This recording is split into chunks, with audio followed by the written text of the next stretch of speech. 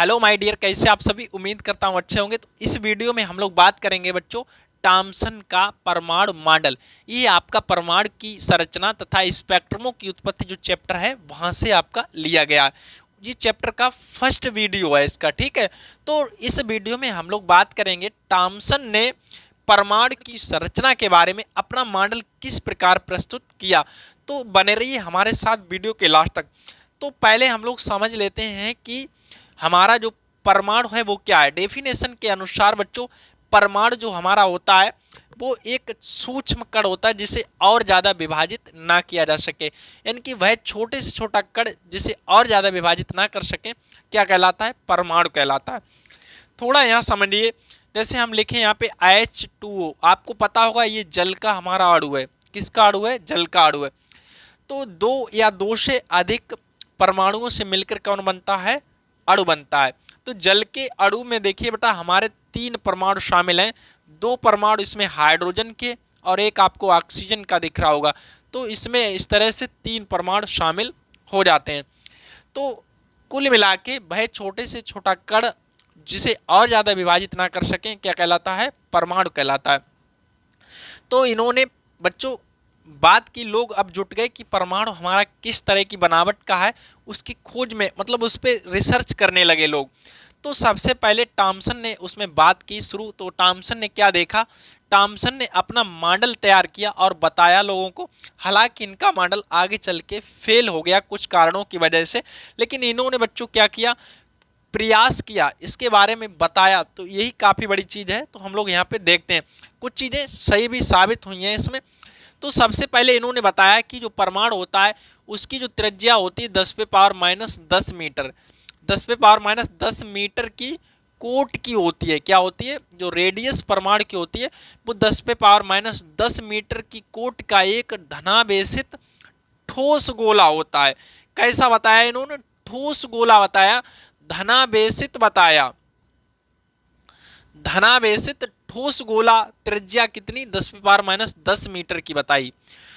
देखिए बेटा ये मीटर मतलब कोट की बताई, 10⁻⁻10 मीटर। कोट का मतलब ये होता है कि ऐसा भी हो सकता है 2 × 10⁻10 मीटर रही हो, या 3 × 10⁻10 मीटर रही है, 2.1 × 10⁻10 मीटर रही हो। तो मतलब कोट का मतलब इसकी पावर जो है 10⁻10 मीटर की होगी। तो आई होप आपको कोट का मतलब समझ में आ रहा होगा। तो बेटा यहाँ पे इन्होंने बताया जो हमारा परमाणु है वो 10, इसकी त्रिज्या 10⁻10 मीटर की कोट की होती है, और 10 मीटर कोट, और ये एक धनावेशित ठोस गोला होता है जिसका द्रव्यमान लगभग संपूर्ण मतलब जो द्रव्यमान है और संपूर्ण धनावेश है वो उसमें समान रूप से कैसा रहता है? पूरे गोले में समान रूप से वितरित रहता है। ऐसी इसकी भावनाएं यहाँ पे इन्होंने दी, इनकी जो भावना रही। और इन्होंने बताया बच्चों, इन्होंने अपने मॉडल में बताया है कि जो ऋणावेश है यानी कि इलेक्ट्रॉन है, जो इलेक्ट्रॉन है इसमें इस तरह से बीच बीच में धसे रहते हैं। क्या बोलते हैं? जैसे तरबूज में हमारे बीज, उन मतलब इर्द गिर्द कहीं कहीं इसमें इस तरह से इलेक्ट्रॉन धसे रहते हैं। तो ये अपनी इन्होंने चीज़ें यहाँ पे दी। तो ये हमारे क्या है यहाँ पे बेटा? इलेक्ट्रॉन दिखाए गए इसमें। ये उसी प्रकार से इसमें धसे रहते हैं, बताया कि जिस तरह से तरबूज में उसके बीज धसे रहते। अच्छा, इनका मॉडल बच्चों कुछ चीज़ें इनमें सही साबित हुई। जैसे एक तो बात कर लें हम लोग त्रिज्या की। जो त्रिज्या इन्होंने बताई 10⁻10 मीटर की कोट की परमाणु की, तो ये त्रिज्या 10⁻10 मीटर की कोट की होती है। और इस परमाणु से बच्चों कुछ चीज़ें जैसे हमारा प्रकाश वैद्युत प्रभाव है, क्या है? प्रकाश वैद्युत प्रभाव की व्याख्या हो सकी, प्रकाश वैद्युत प्रभाव की भी व्याख्या इससे हो सके, ये कर सका प्रकाश वैद्युत प्रभाव की व्याख्या। अच्छा, तापायनिक उत्सर्जन, तापायनिक उत्सर्जन की भी व्याख्या कर सका। तापायनिक उत्सर्जन, तापायनिक उत्सर्जन क्या होता है बच्चों? जब हम किसी धातु का मतलब टेम्परेचर बढ़ाते हैं तो उसमें एनर्जी मिलती है और इससे इलेक्ट्रॉन बाहर निकल जाते हैं, तो उसे बोलते हैं तापायनिक उत्सर्जन। प्रकाश वैद्युत प्रभाव क्या होता है बच्चों? इसमें जब किसी निश्चित आवृत्ति से अधिक आवृत्ति का प्रकाश डालते हैं धातु पर तो उसके इलेक्ट्रॉन बाहर निकल जाते हैं, तो बोल होता हमारा प्रकाश वैद्युत प्रभाव। और बच्चों आयनीकरण की भी इसमें व्याख्या सफलतापूर्वक ये कर सका। हालांकि आगे चल के बच्चों इससे प्रकाश वैद्युत प्रभाव, तापायनिक उत्सर्जन, आयनीकरण, ये सारी चीज़ें बच्चों ये बता चुका है, इनका परमाणु मॉडल दे चुका। और इनकी त्रिज्या 10⁻10 मीटर की हो ठीक थी, लेकिन कुछ कारणों से ये फेल हो गया।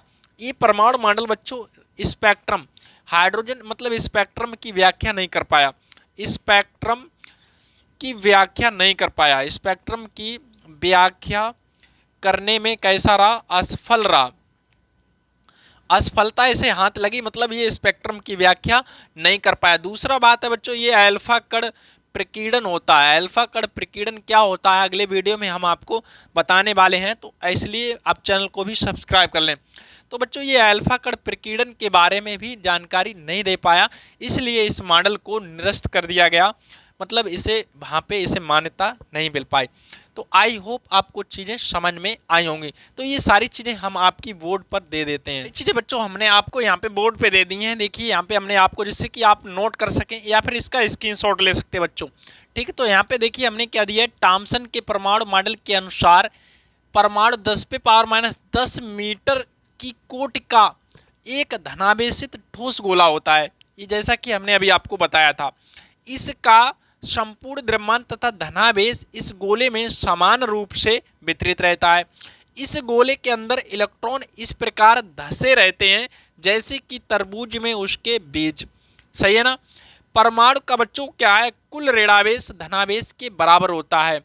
अच्छा, यह मॉडल तापायनिक उत्सर्जन, प्रकाश वैद्युत उत्सर्जन, आयनीकरण की व्याख्या सफलतापूर्वक कर सका। तो इस तरह से बच्चों इसकी कुछ कमियां रहीं, इसकी वजह से ये बच्चों क्या हो गया, फेल हो गया। तो इसकी कमी क्या है, कमी तो इसकी बहुत सी है। देखिए बच्चों इसमें कमी, एक तो ये बात सत्य हो गई थी इनकी, इसकी जो मतलब रेडियस निकली, त्रिज्या निकली 10⁻⁻10 मीटर की, ये सही हो गया था। दूसरी बात बच्चों इसमें इसका जो बताया परमाणु का ऋणावेश धनावेश के बराबर होता है, ये भी बात इसकी सही थी। गलती बच्चों एक तो यहाँ पे क्या है, यानी कि ठोस गोला, मतलब ये तो ठोस ही नहीं होता है। आगे चल के हम लोग इसे देखेंगे, आगे वीडियो हमारे आने वाले हैं बच्चों, तो उसमें पता लगेगा कि ये परमाणु एक ठोस गोला नहीं होता है। इसे किस तरह से डिफाइन किया गया आगे हम लोग समझेंगे। और बच्चों इसकी कमियां कुछ यहाँ पे मुख्य कमियां इसकी ये रही, इनकी व्याख्या ये नहीं कर सका इनका मॉडल। मतलब इस आधार पे मतलब अगर बात की जाए तो इनकी तो व्याख्या हो गई तापायनिक उत्सर्जन, प्रकाश वैद्युत उत्सर्जन, आयनीकरण, लेकिन ये मुख्य रूप से इनकी व्याख्या नहीं कर सका, इस वजह से इसे नकार दिया गया।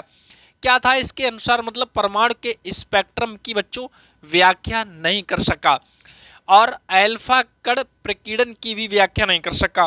तो बच्चों ये अल्फा कण प्रकीर्णन क्या होता है ये हम आपको नेक्स्ट वीडियो में समझाएंगे। ठीक है, तो आज के लिए हम लोग इतना ही देखते हैं। तो चलिए फिर हम लोग मिलते हैं अगले वीडियो में, तब तक के लिए अपना ख्याल रखिए, धन्यवाद।